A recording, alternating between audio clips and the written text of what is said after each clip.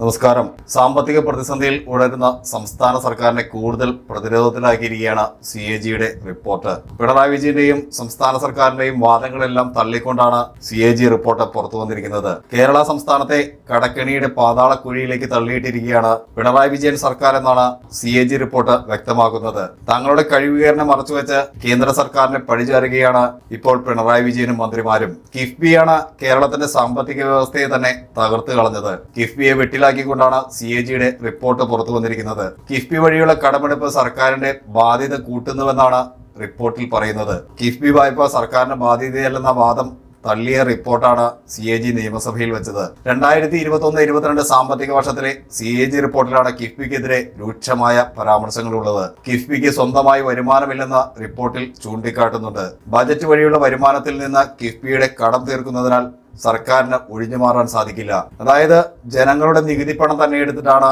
കിഫ്ബി എടുക്കുന്ന വായ്പകൾ തിരിച്ചടയ്ക്കുന്നത്. കിഫ്ബി വഴി നടക്കുന്ന പ്രവർത്തികൾ ഒന്നും തന്നെ ഗുണനിലവാരമില്ലാതെ തകർന്ന തരിപ്പണമായിരിക്കുകയാണ്. അതുകൊണ്ട് തന്നെ കിഫ്ബി എടുത്ത വായ്പകൾ മുഴുവൻ കേരളത്തിലെ പൊതുജനങ്ങൾക്ക് ബാധ്യതയായി മാറി. കിഫ്ബി വഴി കരാറുകൾ നൽകുന്നതിലൂടെ ഇഷ്ടക്കാർക്ക് കരാർ നൽകി അതിൽ നിന്ന് കമ്മീഷൻ അടിക്കുകയാണ് പിണറായി വിജയനും സംഘവും ചെയ്തുകൊണ്ടിരിക്കുന്നത്.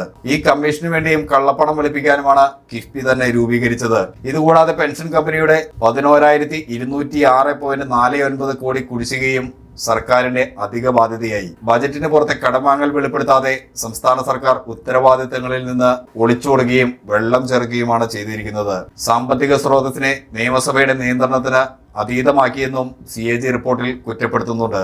സംസ്ഥാനത്തെ കടം കുമിഞ്ഞുകൂടുകയാണെന്നാണ് CAG റിപ്പോർട്ടിൽ വ്യക്തമായി പറഞ്ഞിരിക്കുന്നത്. റവന്യൂ വരുമാനം 19.49% വർദ്ധിച്ചെങ്കിലും റവന്യൂ ചെലവ് ക്രമാതീതമായ തോതിൽ വർദ്ധിക്കുകയും ചെയ്തു. റവന്യൂ വരുമാനത്തിന്റെ 19.98% പലിശ അടയ്ക്കാൻ മാത്രമാണ് വിനിയോഗിക്കുന്നത്. കടുത്ത വിമർശനങ്ങളാണ് ഇത് സംബന്ധിച്ച് CAG റിപ്പോർട്ടിലുള്ളത്. ഭൂമി പതിച്ചു നൽകലിൽ ഗുരുതരമായ ക്രമക്കേടുകൾ നടന്നുവെന്നും CAG റിപ്പോർട്ടിൽ ചൂണ്ടിക്കാട്ടുന്നുണ്ട്. അനർഹർക്ക് ഭൂമി പതിച്ചു നൽകി, വിപണി വില ഈടാക്കിയിട്ടുമില്ല. പതിച്ചു നൽകിയ ഭൂമി വാണിജ്യ ആവശ്യങ്ങൾക്ക് പോലും ഉപയോഗിച്ചുവെന്നും റിപ്പോർട്ടിൽ പറയുന്നുണ്ട്. പാട്ടക്കരാറും പാട്ടത്തുകയും സംയോജിതമായി വർദ്ധിപ്പിക്കാത്തത് സർക്കാരിന് വലിയ സാമ്പത്തിക നഷ്ടമുണ്ടാക്കി. പാട്ടഭൂമിയുടെ അനധികൃത വിൽപ്പന തടയാൻ നടപടിയെടുത്തില്ല. പാട്ടത്തുക നിർബന്ധമായും രജിസ്റ്റർ ചെയ്യണമെന്ന നിർദ്ദേശം നടപ്പിലാക്കിയതുമില്ല. സംസ്ഥാനത്തെ 2 ക്ലബ്ബുകൾക്ക് പാട്ടത്തുക ഒഴിവാക്കിയതിലൂടെ 29 കോടി രൂപയുടെ നഷ്ടമുണ്ടായെന്നും CAG റിപ്പോർട്ടിൽ വ്യക്തമാക്കിയിട്ടുണ്ട്.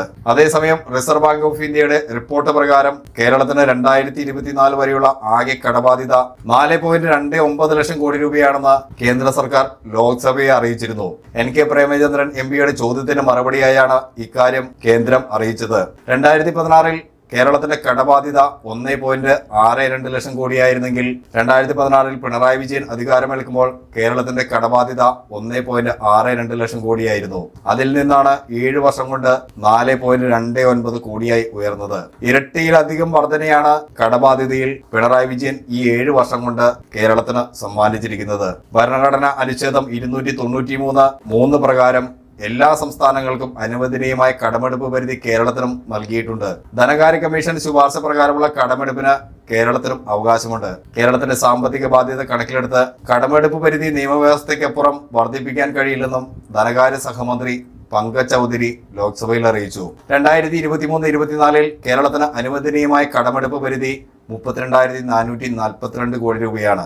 1,787.38 കോടി രൂപ അധിക കടമെടുക്കാനും അനുവദിച്ചിട്ടുണ്ടെന്ന് മന്ത്രി അറിയിച്ചു. കേന്ദ്രത്തെ കുറ്റം പറഞ്ഞ് തടിത്തപ്പാൻ ശ്രമിച്ച പിണറായി വിജയന്റെ മർമ്മത്തേറ്റ അടിയാണ് CAG റിപ്പോർട്ട്. സംസ്ഥാന സർക്കാരിന്റെ കഴിവുകേടും തത്വദീക്ഷയില്ലാത്ത ധനകാര്യ മാനേജ്മെന്റുമാണ് CAG റിപ്പോർട്ടിലൂടെ പുറത്തു വന്നിരിക്കുന്നത്. ഇതുപോലെ കഴിവുകെട്ടൊരു മന്ത്രിസഭ കേരളത്തിൽ ഉണ്ടായിട്ടില്ലെന്നാണ് സാമ്പത്തിക വിദഗ്ധരും ചൂണ്ടിക്കാട്ടുന്നത്.